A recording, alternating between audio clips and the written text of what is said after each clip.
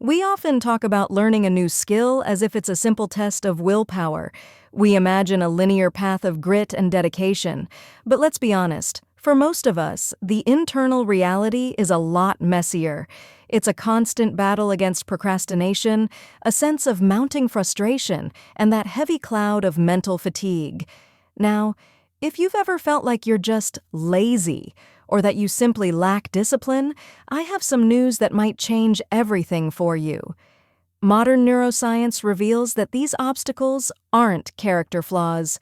They are deeply rooted in our evolutionary biology. To master anything, whether it's a new language, a complex instrument, or a high-level professional skill, you have to move beyond just trying harder. You have to start working smarter by aligning with your brain's natural operating system. Today, we're going to look at the architecture of learning and how you can hack your own biology to achieve peak cognitive efficiency. Let's start with a foundational question. Why does the brain seem to hate learning? The most profound insight from recent research is that your brain perceives complex, unfamiliar tasks as a form of actual physical pain. Think about that for a second. When you sit down to tackle a difficult math problem or try to wrap your head around a new programming language, a specific part of your brain lights up. It's called the insular cortex. This is the exact same region associated with processing physical pain. From an evolutionary standpoint, this makes perfect sense. Your brain is a massive energy consumer. Even though it's small, it burns about 20% of your body's total calories. To conserve energy and keep you alive, your brain views high-effort cognitive tasks as a threat to its precious resources.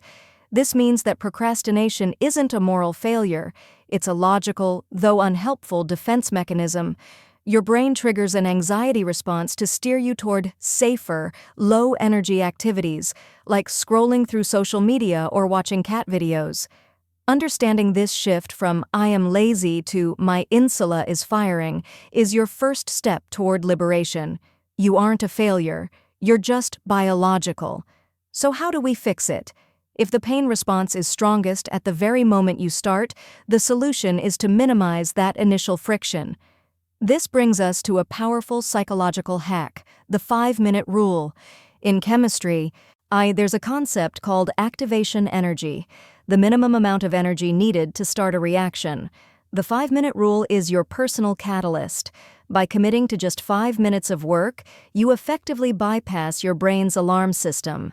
The insular cortex calms down because the threat feels small and temporary.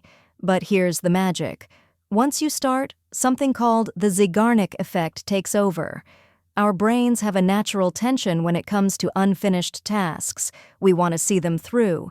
Often, those 5 minutes turn into an hour because the hardest part, the initiation, is already behind you.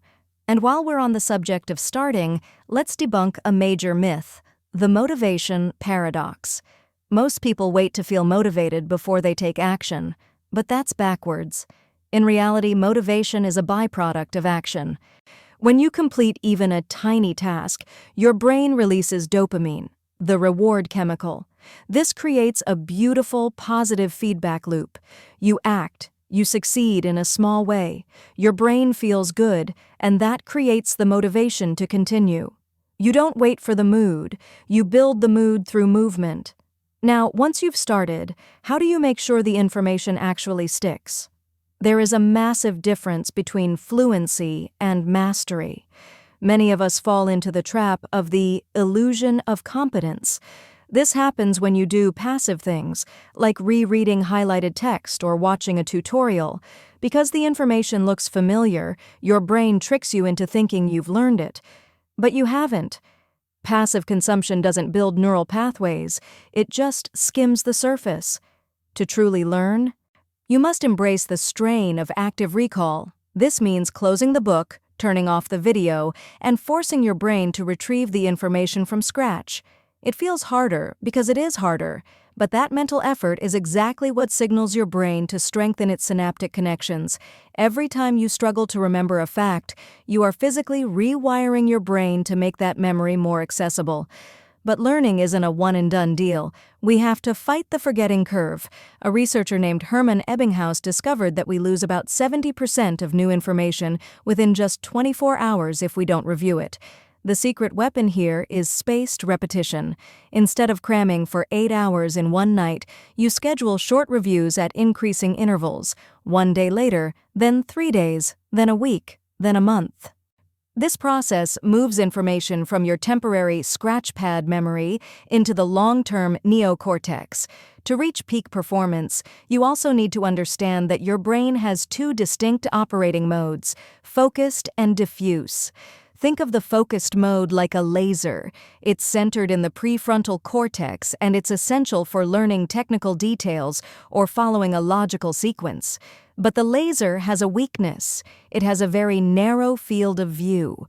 The diffuse mode, on the other hand, is the big picture mode. This happens when your mind is relaxed, maybe while you're walking, showering, or even napping. In this state, your brain makes long-distance connections between ideas that the focused mode couldn't see. This is where aha moments come from. History is full of geniuses, like Thomas Edison, who used this to their advantage. He would reportedly nap with steel ball bearings in his hand.